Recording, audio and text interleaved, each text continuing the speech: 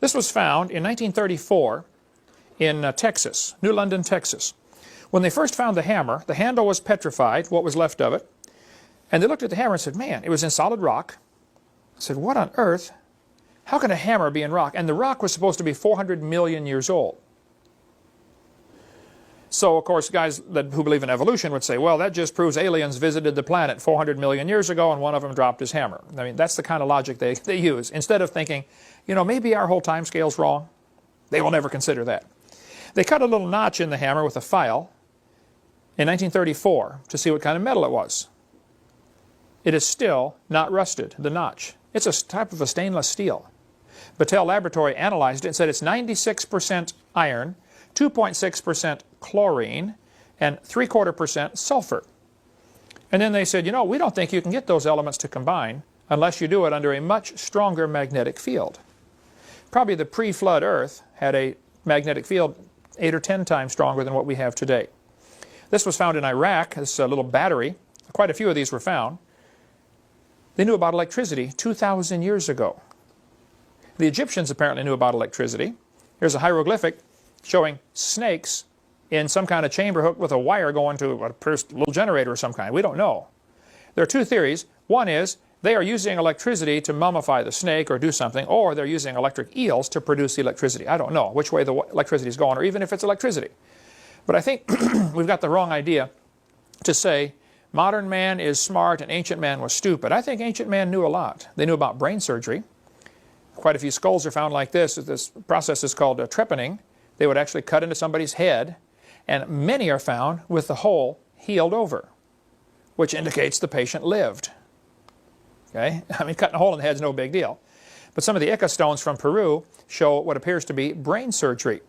Dr. Dennis Swift, that spoke at our boot camp in 2004, has some of the instruments, the hardened copper instruments that they would use for brain surgery, or for surgery, period. Okay? Ancient man knew how to do all kinds of things with people's heads, besides cut them open and let them heal. They made strange shapes to the heads. They apparently did heart surgery. From some of the Ica stones anyway, it appears that they're doing, you know, open heart surgery. Here's a guy with an artificial limb attached, so they knew about that. That would have been, you know, 2,000 years ago. This little machine appears to be some kind of steam engine. They might have known about some kind of power like that 2,000 years ago. They certainly knew about the wheel. This little cat was found on wheels to move around, a little kid's toy apparently, in some of the Inca Indian tombs. They knew certainly were smart as far as biology goes. This little spider is one of the, little nothing, it's 150 feet tall. It's one of the Nazca Line images. We cover some of that on video too, but they knew that to make this spider with no eyes, because it's blind, these little spiders are extremely rare. It's only 1/8 of an inch long, and it lives in caves, in the dark, in the Amazon, 1,000 miles away from where the drawing is. So they really knew about their biology. And they knew to make the one leg longer, and it's a correct leg too. Third leg down on the right side.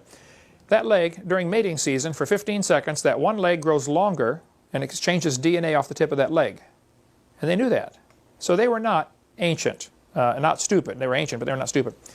This Pira Reis map of 1513 shows Antarctica with no ice on it. How did they know to, first of all, how did they find Antarctica? How did they know to map it with no ice? Something was different, okay? This metallic sphere was found in South Africa. It has 3 parallel grooves around the equator, but it was found in what they said was pre-Cambrian material, 2.8 billion years old. Well, of course, I disagree with the 2.8 billion years. It's a human artifact, quite obviously, found in rock, supposed to be 2.8 billion years old. But see, rather than question, you know, maybe it's not 2 billion years old, guys like Michael Cremo, who wrote the great book on stuff like this, they're called OOPArt, Out-of-Place Artifacts. O-O-P-A-R-T. He studies all kinds of these things. Now, he's a Hindu. Michael Cremo has the book Hidden History of the Human Race. He says this proves aliens came and visited the Earth 2.8 billion years ago. Rather than question, hey, wait, maybe the whole geologic column is wrong, they just, I don't know why, they're not allowed to question that. His book's called The Hidden History of the Human Race. It's in our library if you want to read that.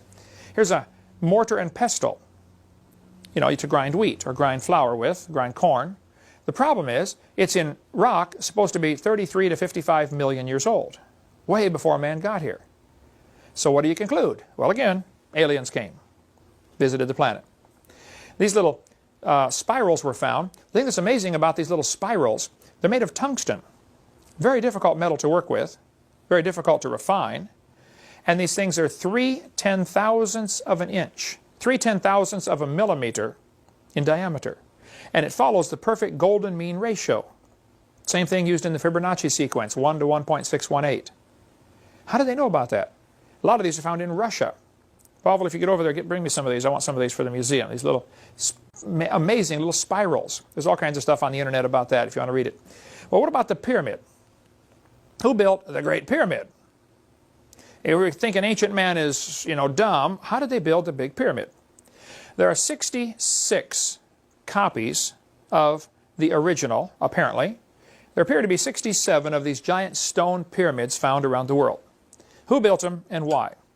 Well, there's not much question on the 66 copies, who built them. It was the Egyptians or the, South American Mayan Indians or something. But who built that original one? The original pyramid is often called the Great Pyramid. It is by far the largest of the pyramids, and it's very different in that there are no inscriptions found in it, other than a few marks the builders apparently made. Put this rock on top of this one. But all the rest of the pyramids in Egypt have all kinds of hieroglyphics. This is King Herman, the greatest guy that ever lived, blah, blah, blah. Not this one. The greatest pyramid, the biggest building on earth by far, has no inscriptions. Who built it? Why was it built? Well, there are 4 theories about the Great Pyramid, and they fall into 2 general categories. One theory says it was built before the flood by some godly people, i.e. Adam, Enoch maybe, I don't know. And the purpose of it was to preserve some ancient knowledge, because there are some amazing mathematical formulas in the pyramid. Like, twice the height divided by the base is the value of pi, 3.14159. I forget. There's all kinds of amazing mathematics in the Great Pyramid. So one theory says it was built by godly people before the flood. Second theory says it's built by heathen before the flood. It's just a heathen structure, some kind of temple worship or something. The third theory says it's built by godly people after the flood. And the fourth one says it's built by heathen after the flood. Probably it was not built during the flood. I think we could probably all agree on that, okay? Not a good time to build a pyramid. I kind of lean toward number 1, but I wouldn't prove that. I couldn't prove it and wouldn't be dogmatic about it. I think some godly people, probably Enoch, built this pyramid to preserve the gospel story. One of the theories on all this is, of course, Adam did not have a Bible. So God gave him the gospel story in the stars. This is what many people think, and I kind of lean that way, though I'm willing to discuss it. Noah did not have a Bible. And if the canopy was gone that used to protect him and probably amplified the light so they could see the stars better before the flood, 20 inches or 30 inches of ice, compacted, super frozen, like we talked about on video 2, that canopy before the flood would have actually made it easier to see the stars, and they could actually hear the music of the stars. The zodiac, that's one of the theories. But Noah didn't have a Bible. He had a couple chapters, because Adam actually wrote part of Genesis. Okay, we cover that in the teledose coming up here soon. So God gave them the gospel in stone. This is how it preaches good. Whether it's true or not, I don't know. But basically, there used to be the gospel in stars, then there was the gospel in stone, and today we have the gospel in Scripture. The 3 different ways. Now, let's assume that there may be some truth to that and go from there. If there isn't, it's not a big deal. I won't lose any sleep over it. But the Great Pyramid is an amazing structure. By far the largest building on the planet today. Still, largest building in the world. Built bigger than anything ever built by man since. Some people think the Isaiah 19:19 passage is referring to the pyramid. It says, "In that day there shall be an altar to the Lord in the midst of the land of Egypt, and a pillar at the border thereof. And it shall be for a sign and a witness." There are quite a few folks who think that the pyramid is this is it. Because their teaching goes that Egypt split into 2 kingdoms, northern and southern kingdom, and they were fighting in civil war kind of stuff, and this pyramid is right on the border. And then when they united, it's now in the midst thereof. So it is both at the border and in the midst. Otherwise, how could a building be that way? Now, of course, the Jehovah's Witnesses have gone crazy with the pyramid. There are all kinds of books by Jehovah's Witnesses thinking, oh, this prophesies everything and proves Jehovah's Witnesses are right, And they kind of take it to real wild extremes. And there are many books available on the pyramid, some of which are absolutely loony. But it's very interesting reading. The pyramid is a huge building. It goes up 4 sides to the top, and the top stone was never installed. If you look at the diagram here, There's only one door into the pyramid. Nobody could find the door until 800 AD. That pyramid sat there for thousands of years, and nobody could find their way in.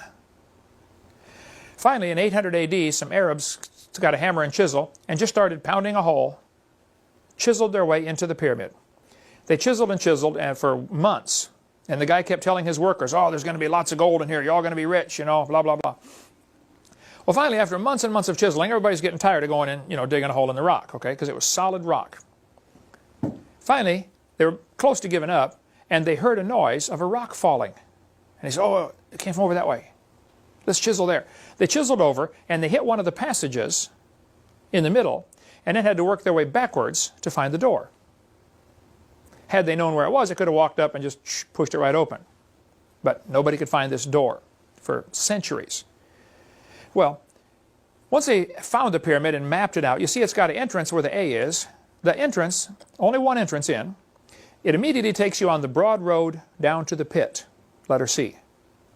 Or you can take a choice to make a turn and go up channel E there, up the narrow road that goes to the king's chamber.